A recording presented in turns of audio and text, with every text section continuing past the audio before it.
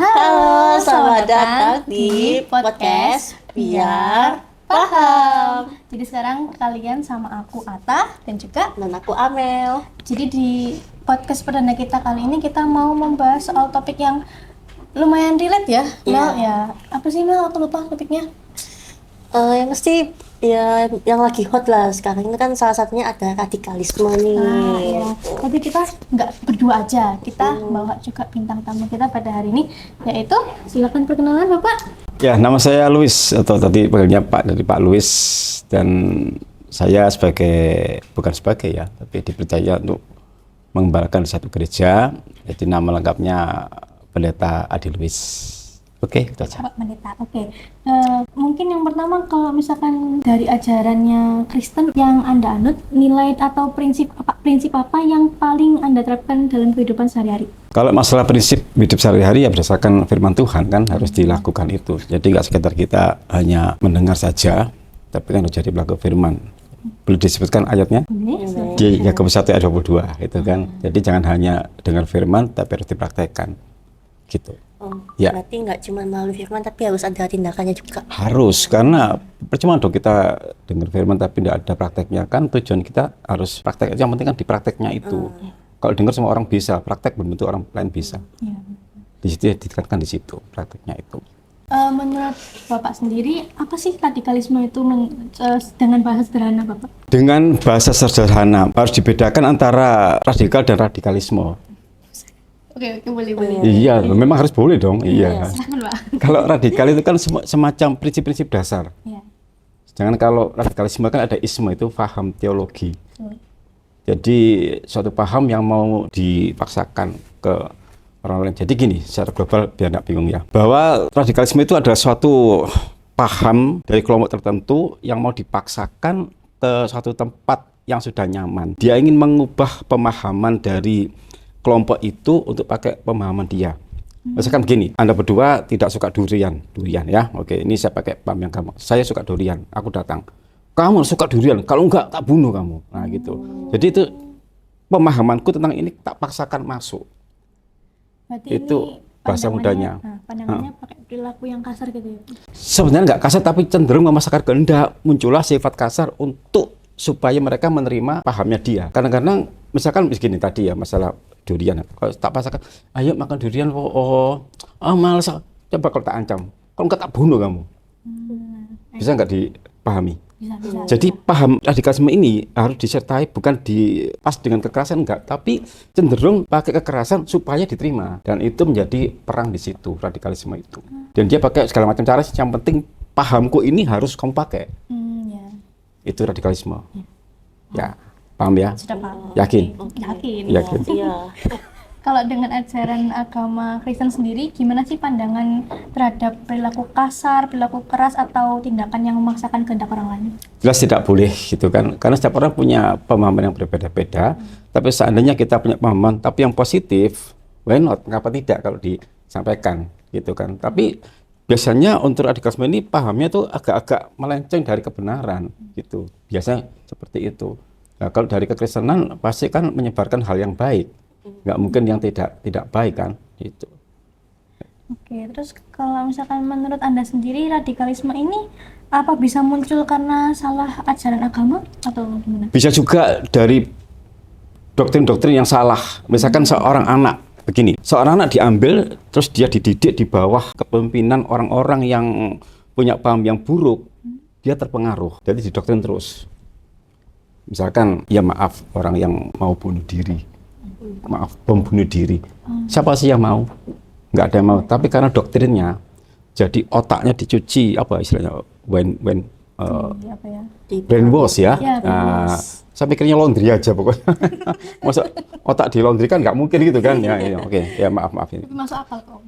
Harus dimasukkan memang ya, oke. Iya. Jadi kalau dia dicuci otaknya terus tiap hari, mau dia akan mau menjadi orang yang bisa menjadi bom bunuh diri, dari tergantung doktrinnya. Karena di mana Anda berada, itu lingkungan mempengaruhi Anda, itu pasti. Misalkan Anda anaknya lurah, terus nanti dirawat oleh katakanlah pedagang di pasar, maka jiwanya akan ikut. Maaf, saya tidak merendahkan satu komunitas ya, tapi ini gambaran gampang bahwa perilaku seseorang bisa terbentuk dari lingkungan. Nah sekarang kalau orang itu didoktrin untuk nyerang orang-orang lain terus sana, mau tidak mau ikut.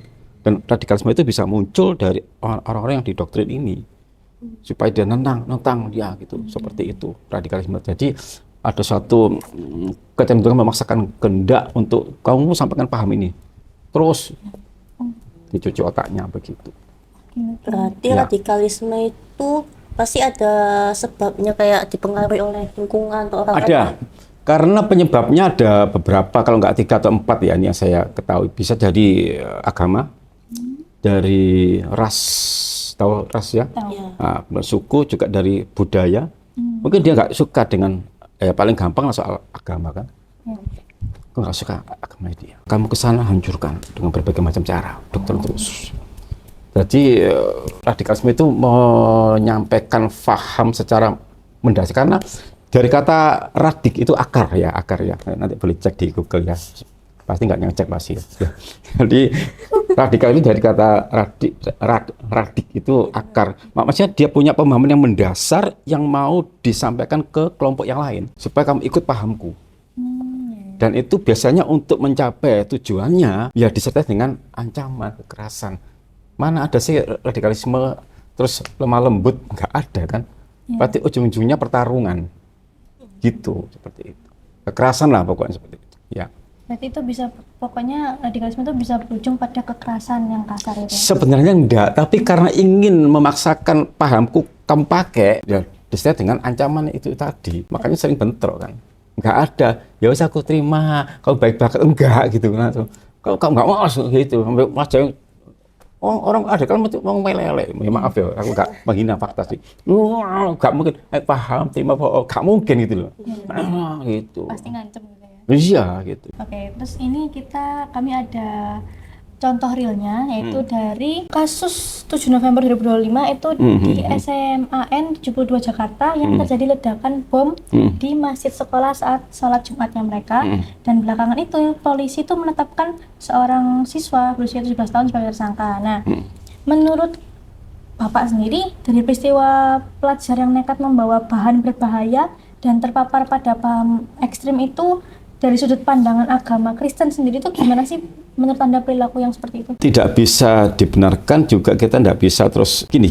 Jadi kita nggak bisa langsung menjudge atau menghakimi anak itu salah. Dilihat dulu mengapa dia berbuat seperti itu. Tapi kalau dia ikut mati ya susah juga mau ditanyai. Maksud maksudnya diinterogasi kan juga bingung juga ya. Tetapi kita ambil secara gampangnya saja ya. Pasti dia punya tujuan ke arah situ. Nggak mungkin ujuk-ujuk tahu, ujuk-ujuk ya. Ujuk-ujuk itu sekonyong-konyong aku mau ke sana gitu. Dan membawa bom itu, ya kalau bawa jajan apa lemper nggak apa-apa, ini bom itu dibawa ke sana gitu kan. Berarti kan dia kan tahu bahwa bom ini pasti akan kena aku. Nah, membawa sesuatu yang berbahaya ini kan nggak mungkin, kalau dia nggak didoktrin dulu kan nggak mungkin. Iya, pasti. Nah, berarti ada unsur negatif yang ditanamkan, tetapi juga seseorang yang mau berkorban, padahal itu sangat berbahaya karena dia nyangkut nyawanya. Pasti dia diiming-imingi sesuatu. Contoh begini, Anda tak suruh ke sana, misalkan ke Malang. Aku enggak ngerti Malang. Bisa, pokoknya kamu ke sana, tak kasih 2 miliar. Oh, berarti ada apa ya? Ada iming-iming yang membuat dia, oke, aku berangkat. Kalau nggak ada iming, nggak mungkin loh. Sopo gue bom lo, Anda paling merinding kok. Wah, bom, gue korek bingung diapakno ngono. Iya kan? Iya, ini bom lu taruh di badan kan ya, biasanya gitu kan. Pasti kan dia mikir, aku mati. Terus kalau dia mati terus nggak dapat apa-apa, ya rugi dong, buat apa? Nah, jadi mesti sudah didoktrin terus diiming-imingi. Dan dasarnya mungkin, maaf ya, aku juga nggak ngerti dia SDM-nya rendah atau enggak. Ya mungkin agak-agak sedikit-sedikit ya gampang dipengaruhi gitu kan. Karena itu tadi lingkungan. Dia berangkatlah mau. Nggak mudah loh jadi bom bunuh diri itu. Iya kan? Iya, pasti iya, ya. iya, Pasti ada ragu-ragu. tapi dia kok mau sendirian lagi, kan nggak dikawal toh, nggak ada pengawalnya kan, sendirian kan. Nah itu pasti ada sesuatu, cuman kita ya itu tadi masalahnya, dia ikut mati, itu mati juga. Iya, coba Ada dibaca. Ada korbannya tapi 90. iya, ada 90 korban tapi dia harusnya mati sih.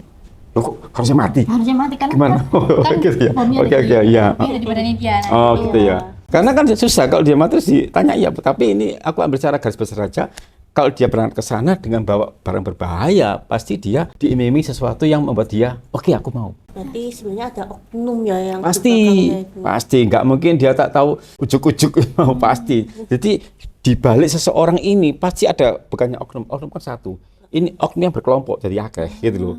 Jadi oknum berjamaah yang mendoktrin dia untuk mau. Nah itu pasti ada timnya, itu nggak mungkin seorang diri, sudah pasti ada. Terus ini kalau misalkan dari sudut pandang agama Kristen ya, kira-kira anak ini tuh menurut Bapak itu faktor dari lingkungan atau emosi atau mungkin faktor internet atau apa gitu? Banyak pengaruh yang pengaruh itu. Makanya penting sekali di mana Anda berada, perhatikan lingkungannya. Jangan lingkungan yang toksik atau racun. Makanya harus waspada. Dan itu peran serta orang tua juga perlu untuk membackup anak, mendidik anak, mengawasi anak.